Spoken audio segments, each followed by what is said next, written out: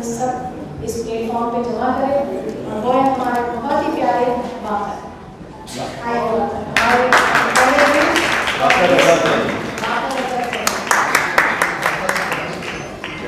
جرمنی سے خاص طور پر آئے نا, یہ سرپرائز ہے ہمیں. آج صبح تک پتا تھا کہ باقر نہیں آئے, لیکن ابھی خیر بیٹھے.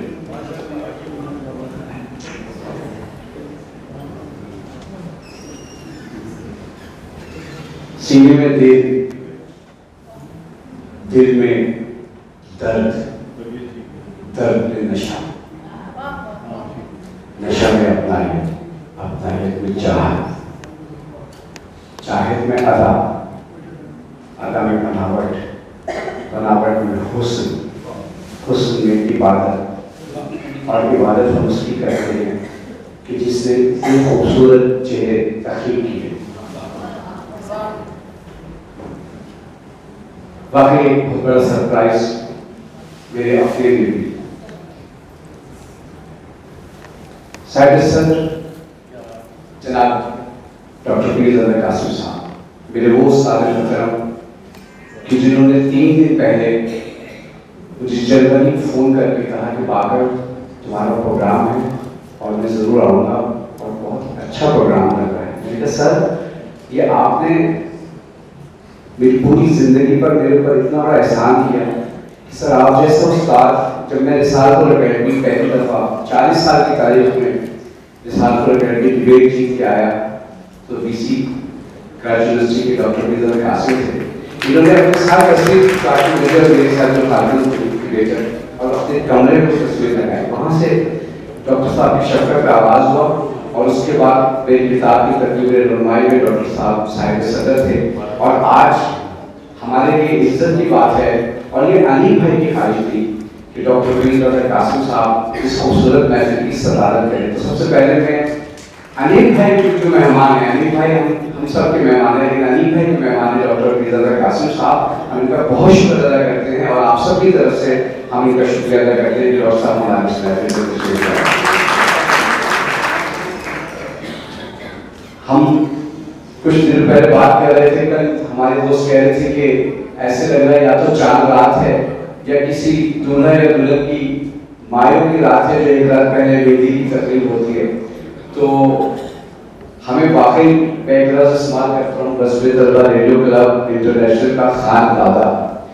تو آج کی اس محفل کے روح رواں, آج کی اس محفل کے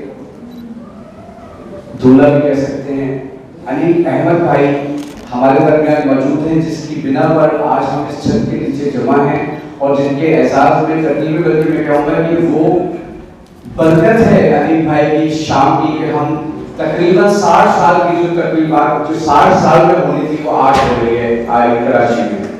انیب بھائی آپ کو بہت بہت شکریہ. اس کے علاوہ ہمارے ساتھ جناب شکیل عادل زادہ صاحب, رضوان صدیقی صاحب, واسق صاحب, اسٹار مارکیٹنگ کے اخلاق احمد صاحب موجود ہیں. ہم ان کی شکر گزار ہیں کہ یہ تشریف لائے. اب مجھے برسر مطلب کیونکہ مجھے پتا ہے کہ میرے جذبات جو ہیں ایسے ہیں کہ مجھے کل تک نہیں پتا تھا کہ میں اس تقریب میں یقین مانیے کہ میں پہنچ پاؤں گا, اور اس لیے میں نے واقعی سرپرائز رکھا تھا.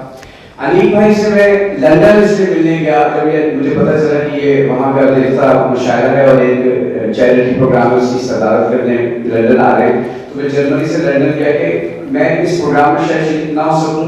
تو میں نے کہا کہ یہ اور میرے لیے وہ شام آج کی شام کی طرح تھی کہ میں اور جگہ افتخار ہم نے انیب بھائی کو دعوت نامہ دیا اس پروگرام کا کہ انیب بھائی اگر ہم ہوں یا نہ ہوں آپ ضرور آئیے گا اس پروگرام میں اور آپ کے لیے وہ شام ہے تو اس کو خوبصورت آپ بنائیں گے. انیب بھائی کی طبیعت ایک دن پہلے اتنی زیادہ ناساز تھی کہ انیب بھائی سے بات نہیں ہو رہی تھی. انہوں نے مجھے ہوٹل سے فون کیا کہ باقر میری آواز سے زیادہ لگا لیکن میں کل اس شاعری میں ضرور آؤں گا جو تم نے لندن کے ریسٹورینٹ میں لکھا ہے. اور انیب بھائی آئے اور مجھے اور میرے افتخار پر انہوں نے وہاں آ کر اس بات کی دلیل اس بات کو ثابت کیا کہ یہ واقعی دوستوں کے دوست ہیں.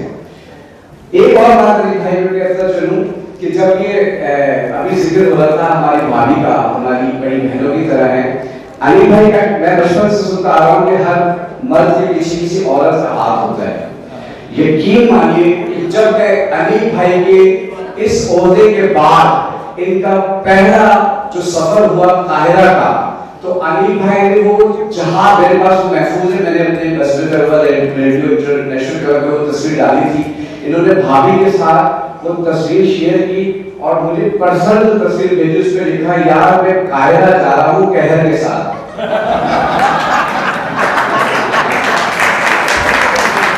اچھا یہ انیب بھائی کا ہم سے محبت کا ایک انداز تھا، لیکن اپنی خالہ کو، اپنی زوجہ کو، اپنی وائف کو جو انہوں نے سرپرائز دیا اپنے ساتھ قاہرہ میں، کیونکہ وہاں پر ان کو بہت سارے معتبر اور بہت سارے مقدسات جو وہاں تھے، وہاں پہ انہوں نے اپنی خالہ کو ساتھ رکھا۔ وہاں مجھے اندازہ ہوا انیب بھائی کا کہ واقعی ہر کامیاب شخص کے پیچھے کسی عورت کا ہاتھ